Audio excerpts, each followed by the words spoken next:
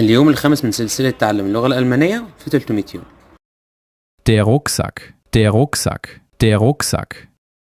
Der Termin, der Termin, der Termin.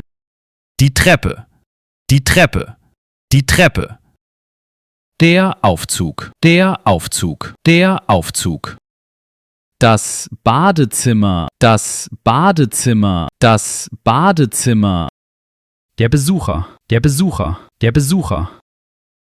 Der Müll, der Müll, der Müll. Der Arzt, der Arzt, der Arzt. Die Apotheke, die Apotheke, die Apotheke.